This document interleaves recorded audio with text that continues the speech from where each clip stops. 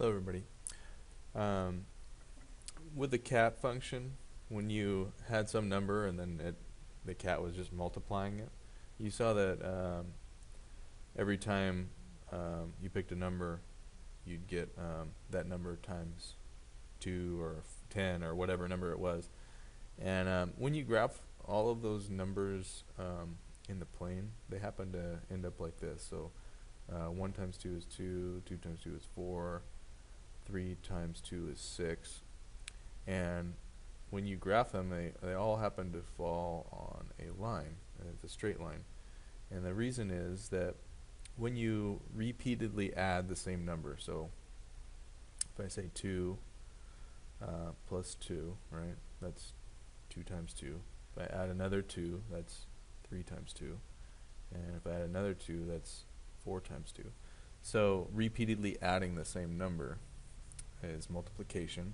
So if I multiply 2 times any number, I would get that sort of a pattern. So this is add 2, add 2, add 2. And that's how it ends up. Now, any function that has this sort of repeatedly adding the same number, even if it starts at a different point. So say like when n is 0, say it started at 2. And then I repeatedly added a half, repeatedly added a half, and a half, and a half. It would have what we call this constant slope. Okay, so constant slope. So it would have a straight line. So this is repeatedly adding a half for every one. Okay, and then this one, it's repeatedly adding like a -2, or subtracting 2 is another way to think about it, right? So -2 just means it's going to go down 2 every time. So these are what we call linear functions, is when they have a repeated change that is constant. So constant change. And you can recognize constant change as linear anytime you see it. I just throw out some other examples of other types, so that we call these nonlinear. These are all nonlinear down here, and I just came up with a bunch of examples. So this one actually happens to be our triangle function. If we take a number, square it, add it to itself, and then divide by 2, this is kind of, you know how, like, remember the area of a triangle is 1/2 the base times the height. Well, the base of the triangle is n, and the height is n plus 1. And when you multiply that out, you get that formula. But anyway, that was our triangular number. So 1, 3, 6, right? So if you pick those numbers, that's how it looks. And you can see that it doesn't have a constant rate of change. We add 1, then we add 2, then we add, oh, it looks like I drew it wrong. We would add 3, and then we'd add 4, right? So it's a changing rate of change is my triangular numbers. Here's the doubling function, or we call it the exponentiation. Okay, so 2 to some power. So I take 1, and so this is actually 2 to the n minus 1.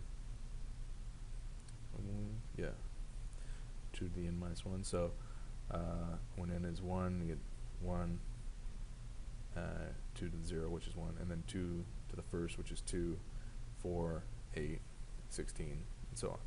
So that's, and you can see that the rate of change is, it's a change of 1, then it's a change of 2, then it's a change of 4, so it changes by a different rate.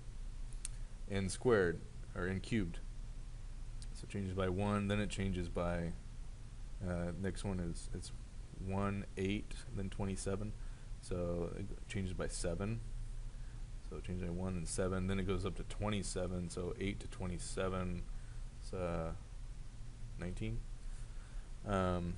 Here's another example. This is 1 over n. So you take the number and divide by, so 1 divided by 1 is 1, 1 divided by 2 is a half. So this is different rates of change, right? This one, So the first, actually it's 0. 1 divided by 0 you can't do, right? So that also makes it not a function at that point. But if I took a difference between a half and 1, it's going down 1. And then between, well, let's do constant. So from 1 to 2, it's going down a half. From 2 to 3, it's going down from a half to a third. So it's going down a sixth, I think. Yeah, and you can just see that it doesn't make a straight line, right? And this is a crazy oscillating function. Don't have to worry about it, but I just wanted to throw it in there as an example. It's the sine function, but it also has a different rate of change. Like you can see right here, it's going up here and down here. So its rate of change is going up, and it's going up here, but then it's going down here. And then sometimes we have these we call piecewise function. Piecewise. It's a fancy math term for when we have a point where the graph changes. So it might be a quadratic, which is like a x squared type of function, and then it might change into a linear function. So now it has a constant rate of change, and it looks like a line. So this would have a portion that is not linear and a portion that is linear.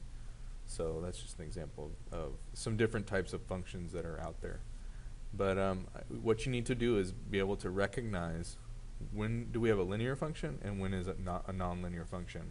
And let me just throw up for you a few examples from my new favorite website. It's called Visual Patterns.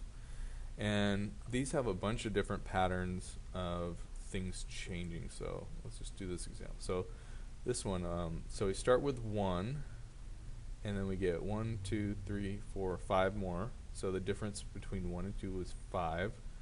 And then the third one, we get our original plus 1, 2, 3, 4, 5. So this one has a constant rate of change. So this is a linear function right here. It changed by 5 and changed by 5 again. So that's a linear function.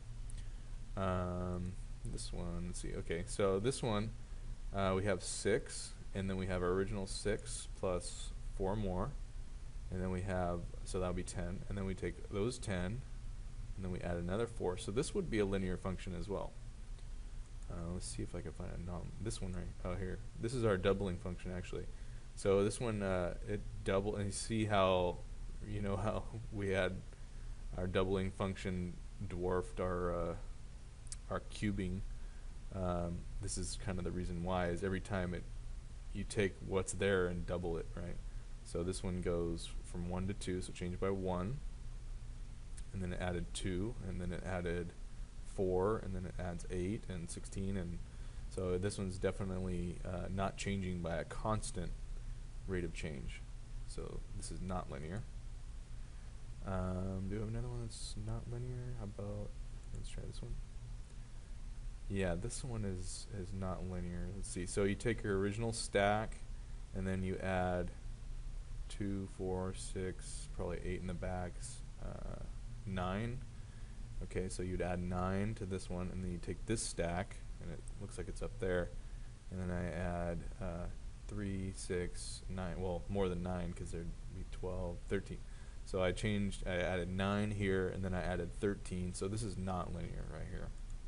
So you were looking for constant rate of change. If you don't see constant rate of change, then it's not linear.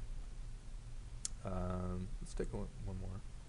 Okay, so this one, we start with 4, 5, 6 sticks, and then we have those 6 sticks plus 3 more, and then we have, so that'd be 6 plus 3 is 9, so I'd have those 9 sticks plus 3 more. So you can see that I added 3 and I added 3, so this one is a linear function relationship right here. So that's just a few examples. Go ahead and do those examples that are in your packet and try to pick out, is there a constant rate of change? Does from step 1 to step 2, is that change the same as the from step 2 to step 3? And line out which ones of those are linear and which ones are not linear.